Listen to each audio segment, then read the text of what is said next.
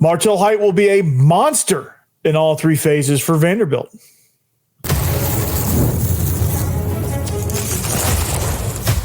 You are Locked On Vandy, your daily podcast on the Vanderbilt Commodores, part of the Locked On Podcast Network, your team every day. What's up, everybody? Welcome into the Locked On Vandy podcast on the Locked On Podcast Network. I'm your host, Corey Burton. Thanks for making Locked On Vandy your first listen every day. Shout out to you everydayers. We're free and available wherever you get your podcasts and on YouTube as a part of the Locked On Podcast Network, your team every day. This episode is brought to you by Monarch Money. Take control of your finances with Monarch Money. Use code LOCKEDONCollege at monarchmoney.com for 50% off your first year. So on today's episode, we're going to talk about, the depth chart. The initial depth chart was released. There's a few surprises, not many, but there's a few. We're going to talk about those and kind of break down the depth chart and how it looks and the big takeaways, the initial takeaways you get from that. There's an update on Eli Stowers' status. He didn't practice much in fall camp. We're going to update you on that. But first, man, there's a player I'm very, very excited about. And Martell Hight is that guy, okay? And obviously Diego Pavia brings all the excitement in the world. But Martell Hight is a very special player. I call him an X factor. Some people don't like to use that word, but he's going to be a true X factor for this team. And Clark Lee expressed the plan that they're going to use. And honestly, this pitch count, I think obviously against Charleston Southern probably won't play as much because he just probably won't play as much in general because a lot of the starters will hopefully be out. But Martell Hight, I think, is going to be a major factor for this team throughout the season. I think people, and I think it's just because you just don't know.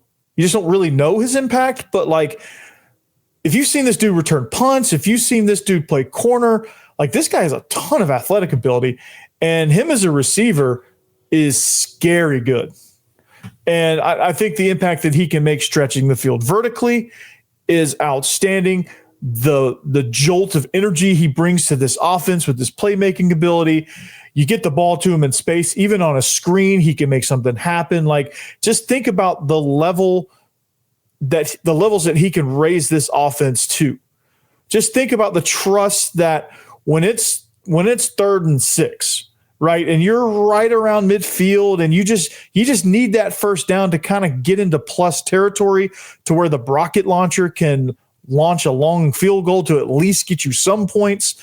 Martell Hight is a guy that can take a slant route and take it for a big chunk yardage.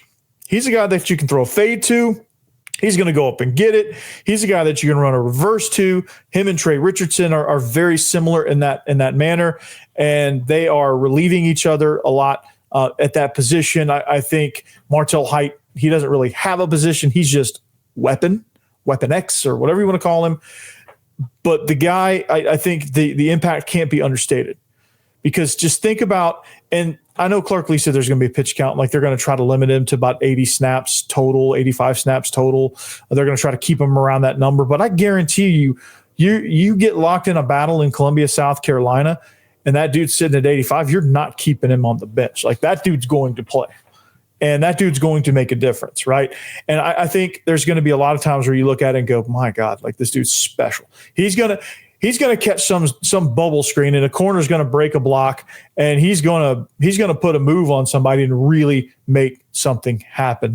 This I don't think, people that really watch, I think will have an understanding of that. I think people that have watched him return punts and how shifty he is with the ball in his hands, I think if you watch enough of that, you'll get an idea of what he's like as an offensive weapon.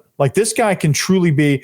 Now, Travis Hunter was on a whole nother planet as far as athleticism. And the Jaguars invested a lot in that with a 2nd overall pick. And he's going to make a lot of money in the NFL. Martell Hight is going to have a similar impact to Vanderbilt's team. Not Heisman. He's not going to win the Heisman. He's probably not going to get picked in the first round because of it. But I think just the overall output that he's going to provide is going to be outstanding. I think it's going to be what you need for an offense to be explosive. And I think it's going to elevate the rest of the guys. Like, I think you're going to see Diego Pavia be able to create more space in the running game for himself because of Martell Hight. I think you're going to see Cedric Alexander be able to create some more space on the inside, because if Martell Hight is on the field, the defense is going to have to account for that. And just the overall impact that it's going to have, it's going to make the offensive line's job easier, right? Because those guys are going to be worried about what's going on the perimeter. They're going to be facing potentially lighter boxes. Like, there's going to be a lot of impact, a lot of ripple effect with Martell Hight on the field. Now, he's not going to be on the field full time because he's got to take some breaks somewhere, and his primary position is corner. However, and this is going to take a lot of help from the other guys, like just being able situationally to get him breaks. Because like if you're in some running down situations, or if you're like into the half, kill the clock, chew up yards, or get into field possession, like you're trying to be heavy run in a certain series or a certain situation. Yeah, those are times you can rest him, because you don't want to waste too many reps with him trying to block on the perimeter. Although he'd be probably willing to do so, but you're not going to put him out there to throw him in a bunch of blocks. Like, you're just not going to do that. You're not going to put a guy like out there like that in a situation like that just to throw him out there to block. Now, occasionally to break tendency, yeah, he's going to have to block some. Like, he'll have to block a little bit, right? That's just going to come with it. But for the most part, you're going to see him do a variety of things. You're going to see him move around all over the formation. You may even see him line up in the backfield. That wouldn't shock me whatsoever. And offensively, that's what he brings to the table. He's that joker piece. He's that wild card. He's that, four's in the game. Where's 4, right? That's going to be kind of the game for opposing defenses. Where's 4? We got to plan for 4. What's 4 going to do? How's Martell Hight going to affect this series this way? Defensively, he's going to be the starting field corner. So, of course, he's going to make an impact there. I think with his athletic ability that we already know at that position, like, he's going to be able to, and the defense is going to get more aggressive with coverages. I think there's going to be better communication back there. So I think he's going to be able to do what he does. And then in the punt return game, it's another year. Another year under his belt, another year's worth of experience, another way for him to impact the game. I said, not to give it away, but my prediction was I think he's going to get a punt return touchdown and an offensive touchdown in this first game. So that's what I'm excited about. Clark Lee's excited about it. They said they're going to limit his reps. They're going to start it out, feel it out to see how he responds to the workload. They're going to feel it out to see situationally where he fits. But I think you're going to end up, he's going to be dang near full time both ways. And in the return game, like I think you're going to see him almost near full time both sides, because Clark Lee hinted at it. He's going to run out. He's going to play a full series of defense, catch a punt, run out with a starting offense, stay out there, and then go out there and play defense. He'll get a break eventually, but I think he's going to play more than even Clark Lee thinks he is. Like, I think he's going to get into a situation and go, dang. He's going to watch him play and go, okay, yeah, we just can't take that guy off the field, right? He's just going to dice people up, man. We just can't do it, right? Virginia Tech is going to wish they did it. South Carolina is going to they're going to wish that Martell Hight was not playing on offense, because he's going to be a nightmare, right? I talk about nightmares a lot. John Gruden, that's one of my favorite things he says is like, hey, I'm into dreams. I'm into nightmares. Yeah, you might be into dreams. I'm into nightmares. I want to come in and ruin it. Like, Vandy can be the nightmare for people, and this is part of it. This is part of Freddie Krueger right here. Is number 4, Martell Hight. He comes roaming in, and he's like, dude, we're gonna ruin your good time. Like, we're gonna ruin your home opener at Virginia Tech, because I think they're neutral site against South Carolina. So this will be their first true home game against Vandy. And they're going to ruin that, because Martell Hight's going to have a hand in that. And it's going to, like I said, it's going to elevate everything else. It's going to make Diego Pavia extra dangerous. It's going to make Cedric Alexander extra dangerous. It's going to provide space for Eli Stowers. It's going to provide avenues for different guys to impact the game in different ways. And when you can do that, It's dangerous, dude. Like, you can be an explosive offense just by doing that. And I don't know if we quite realize what we have, and we're not going to until we actually see it on Saturday and beyond. So I'm glad that he's back. He's probably limited due to the opponent. He's probably more limited due to the fact that he was in protocol for a lot of training camp. And they just don't want to throw him out there for 120 plays right out of the gates. So they're probably monitoring that and keeping an eye on that situation. So Martell Hight, dude, is going to be an absolute monster. He's going to be a weapon, dude. And I'm very, very pumped to see Vanderbilt having a player of this caliber not named Diego Pavia is truly amazing and truly exciting. So to see him just go, man, get your freaking popcorn ready, because this is what's going to happen. Now, I talked about in my last episode. I took a risk on a take, and it just didn't go. But this, believe me on this one, this dude is special. Like, just watch him return a punt. You can see it. You can see it plain as day. Just watch him do that. All right. So Eli Stowers, speaking of weapons and clearing things up, there's an update on his status. What's he looking like for Saturday? He's been pretty limited in training camp. And what is his status for this game this weekend? We're going to get into that right after this.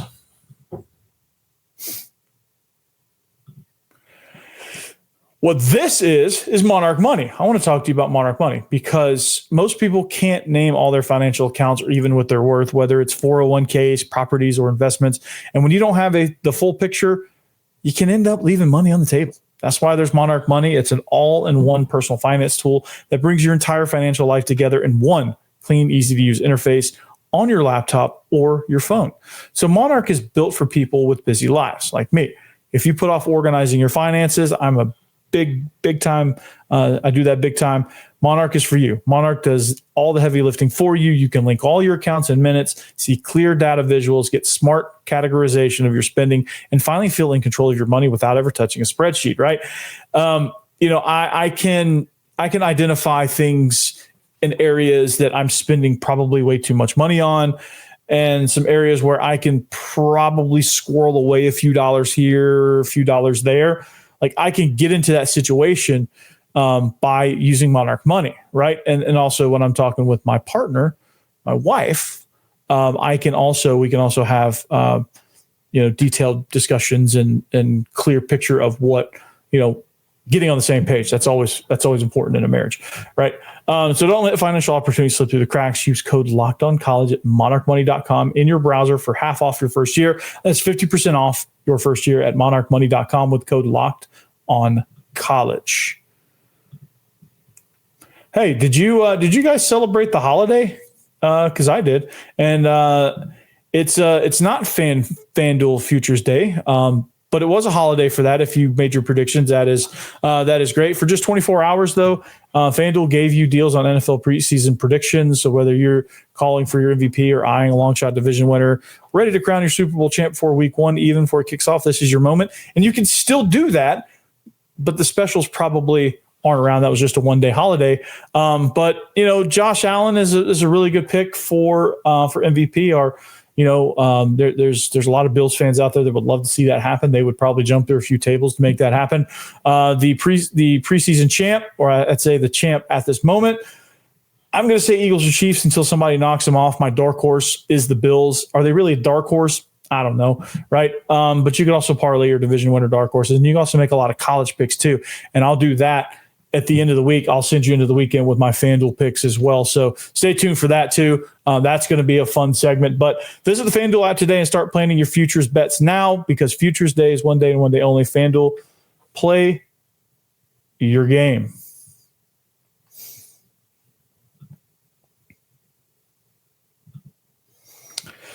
All right. We have an important request. Locked On wants to hear from you. We've put together a survey to learn more about our listeners and make your favorite podcast even better. This is your chance to tell us what you like, what you don't, and answer the questions about our advertising. So go to lockedonpodcast.com/survey to get started. Everyone who completes the survey will be entered for a chance to win one of 10 $100 Amazon gift cards. Again, that's lockedonpodcasts.com/survey. You can also find the link in the show notes right down below. Thanks for helping us out. Give us some good feedback. We love it. Constructive, of course. And also, thanks for making Locked On Vandy your first listen each and every day. I appreciate you guys more than you know, the everydayers. I appreciate you, all of the people who have been with me since day one, who know the ins and outs of all of my takes and what I'm about to say. Some of you everydayers could probably predict what I'm about to say. So that's a good thing. It means you've been around. I love it. But Locked On SEC, if you need another show, that's the way to go right there. Locked On SEC. So, but one of the things that Clark Lee talked about in his press conference, and one of the things that I think people have been kind of waiting on, is the status of Eli Stowers, because he's such an important piece. We all know that. That's obvious, right? But he's been banged up. He's had some soft tissue issues. He's had some things that they have held him out of practice for. Super precautionary measures. Nothing overly serious. Nothing that would hold him out for any amount of time, other than just if it still nags him. But Clark Lee updated us on Eli Stowers and his injury update there. He's listed as questionable. He's had a hamstring issue. He's likely to play, but a decision will be made closer to game time, and it's all going to be how his how this thing materializes, how it responds when they ramp him up in practice. So that's a big piece right there. That's a piece that, like, you want him to get those reps. You want him to be in this game, obviously. But if there's any doubt, hold him out. Bryson Coleman, see what he's got, right? If there's any doubt, save him for Virginia Tech, right? Make sure he is 100% ready to go. All right. But I think all indications point to, him playing. And I think, to me, I think they've done a good job of putting him on the shelf, saving him from himself, and making sure that he rehabs properly, making sure he takes the proper steps to return to play, all that good stuff. I think they're doing a great job of doing a combination of rehab and prehab to make sure he doesn't aggravate it, and making sure that his training regimen is, as good as it can be, and making sure this injury, because soft tissue things, hamstrings, quads, groins, that type of thing, calves, obliques, or whatever muscles athletes tend to pull a lot. Those things tend to be nagging. Those things tend to be like, you're in week 6 and you still can't cut at full speed going one direction because your hamstring still catches when you do that. And that's the nagging part of it, because everything else feels fine. You can lift just fine. It's like one of those injuries that just all of a sudden, it just feels so random. But those injuries just at the worst possible time.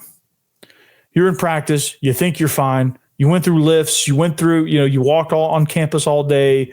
You sat in meetings. You in the dining hall. Nothing bothered your hamstring whatsoever in the last 3 weeks. And all of a sudden you make a cut, and a fraction of an inch of your cut could cause that thing to re-aggravate. Like, that's the nagging, annoying part of these type of injuries.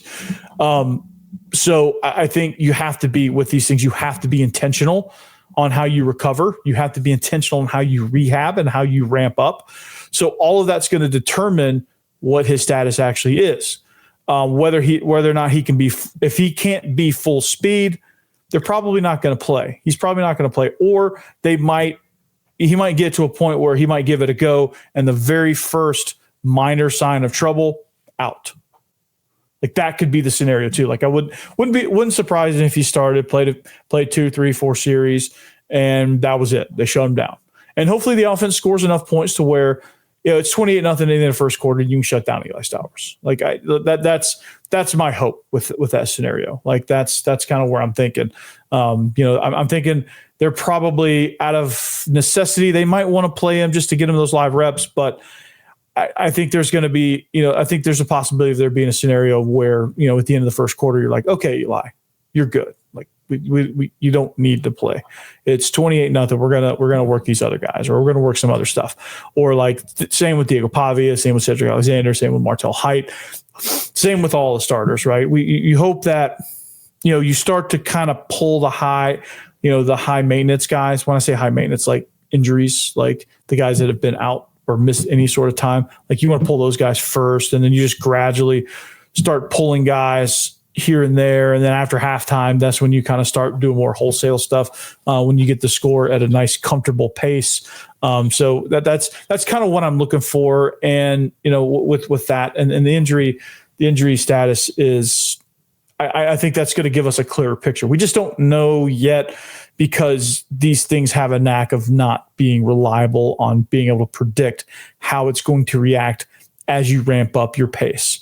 And that's what they're going to have to test, and that's what they're going to have to do with Eli Stowers. There's a chance that he could go walk out to practice tomorrow, make a cut, and say, no, it's not happening. Or there's a chance that he could walk out, make the same cut, and be like, felt nothing, ready to go. Right?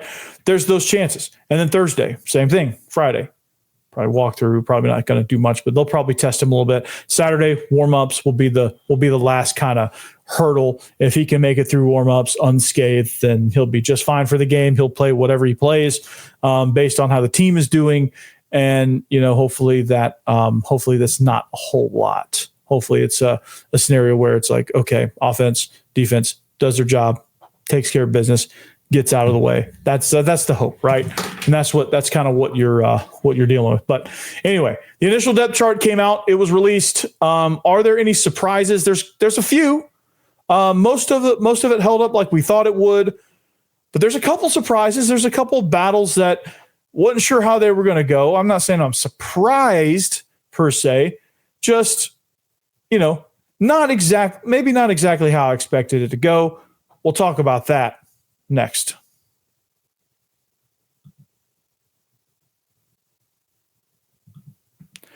I want to talk about Supply House real quick, because when your opening whistle blows on a new repair, get your crew moving forward with Supply House. Order today, see parts on your doorstep tomorrow. Over 280,000, plumbing, HVAC, and electrical items from the most trusted brands in the business. Their real-time inventory and honest lead times keep you from punting projects, while their other industry-leading customer service always has your blind side covered. So if you need parts fast for a project, Supply House has next day delivery. Talk about a game changer, man, because there's no worse feeling than like you need a part and you're just sitting there on your hands just waiting for that part, right? The part finder tools and 3D schematics can save you hours on jobs where every detail matters. And it does matter, especially that south end zone. Like I hope they're using Supply House, because they're going to need some parts fast, because they're going to be tightening those last bolts right as they're kicking off. So their Trademaster perks, man, like priority shipping and dedicated support, make the whole process smoother. So join the free Trademaster program today and score serious perks like priority shipping, lower prices, and dedicated support line. Visit supplyhouse.com to sign up for free and use promo code SHCollege5 for 5% off your first order. That's supplyhouse.com. Real people, real service.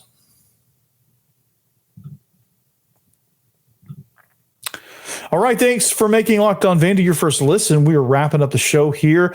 Thank you to the everydayers. Thank you for your loyal third segment listeners. Thank you for sticking around, even through some of the risks that I take, and even through some of the hot takes that I deliver.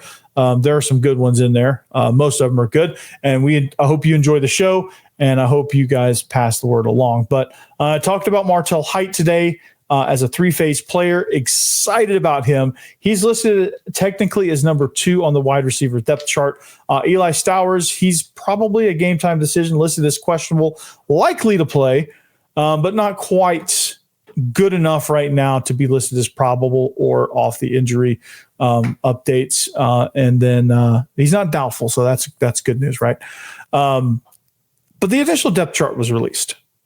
And anytime you get the initial depth chart, like you've been paying attention to these camp battles and you're like, okay, wonder who's going to do here. Like you're reading every report, you're getting whatever information you can get. And you look at these battles and you're like, oh, this guy has the upper hand, or this guy has the upper hand. I think this guy, well, it came out. And there was a couple surprises, some couple of guys that I wasn't sure was going to be on here. Most of it held up like I thought it would, but some of it didn't. And it's a good thing. Like, guys played their way into some of these roles. Like Richie Hoskins he's a former walk-on. He's now a starting wide receiver. And this is courtesy of Joey Dwyer, this tweet, but you might have to zoom in a little bit to see that depth chart, unless you have eyes better than mine. But Richie Hoskins wins a starting wide receiver role. And the reason why is he was Mr. Reliable.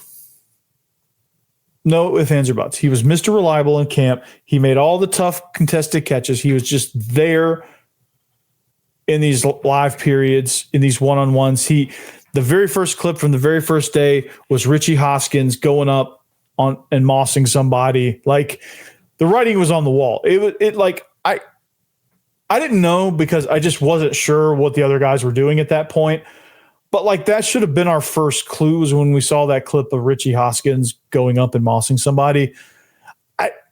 Part of me was just like, I think this job is his.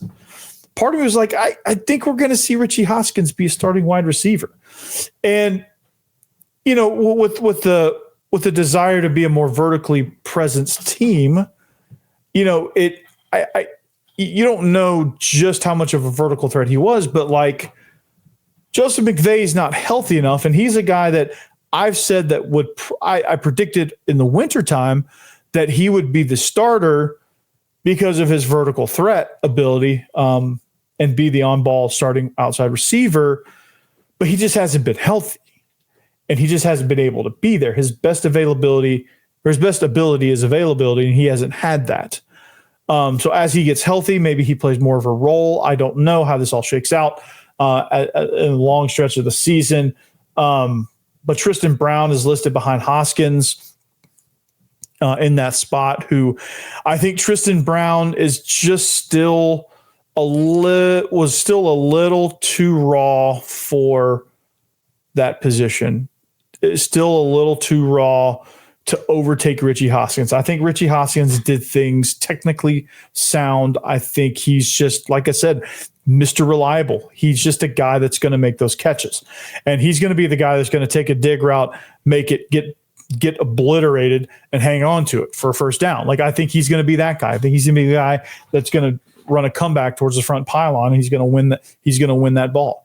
He's going to also be a guy that he's shown that he can go up and get one too. So like, he's kind of an all around good receiver. And I think there's something to that trust with Diego Pavia that made this coaching staff feel good about putting Richie Hoskins as a starting wide receiver. Now, a lot of people are going to look at that and go, scratching their heads. But you can never have too many reliable targets.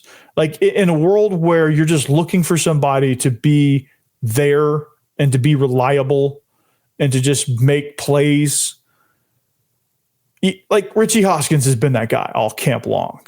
And it's just like a blanket. It's just like a comfort blanket for this offense. And that's good. That's a really good thing. And I think this offense is going to elevate because of that, because you do have explosiveness with Trey Richardson. You do have explosiveness that'll come in with Martell Hight. You do have that with Junior Sherrill, who is the other outside receiver. He's the off-the-ball guy. Trey Richardson is the starter at slot. Martell Hight coming in behind him, when really in a lot of situations, those two might be on the field at the same time. Like, there's going to be a lot of scenarios where there's a lot of personnel swaps and things like that. So that's one of the things from this depth chart. This depth chart featured 2 starting tight end units, an inline and a flex position. No surprise there. It's just, I'm glad they split it up, right? Because Cole Spence and Eli Stowers will definitely be starting together in 12 personnel. So they made sure they made that part of the depth chart, right? The safety position, it's not a surprise, but it's just more of like, okay, glad we got it figured out. And they're going with some veteran guys. They're going with guys that have experience. And CJ Hurd doesn't have any experience at Vanderbilt playing in this defense, but he's had starting experience and a full season's worth at Florida Atlantic, and he brings that in. And I think that showed through in the scrimmages, that showed through in these live periods more than the athleticism that Dante Carter brought to the table, more than obviously Carson Lawrence, who's a freshman. He's just a freshman, and with these guys, you're not going to start a freshman. So like that was kind of what you have. You have two extremely athletic guys. One's a freshman, one is a sophomore, but you have those experienced guys in front of them that are also athletic that can really early on make sure things are right on the back end. And that's so important after what happened last year so many times, to have experienced guys back there directing traffic and making sure nothing catastrophic happens. And of course, not a surprise, but it got settled. Caden McConnell won the quick guard battle over Sterling Porsche, and just his experience of being in the system and playing multiple positions won him that job. I think Porsche just coming in June was just not ideal for him. Not anything he could control. It's just a circumstance that, his talent just wasn't able to overcome Cade McConnell and Cade McConnell's ability and knowledge of the system. So not a surprise and not a bad thing and it doesn't mean that Sterling Porsche lost the battle. I just think it means, because one guy winning doesn't mean another guy has to lose. It just means that, hey, Cade McConnell just knows a little bit more than Porsche, but Porsche is going to play a lot. And that's going to be, he's going to be a heavy rotational guy.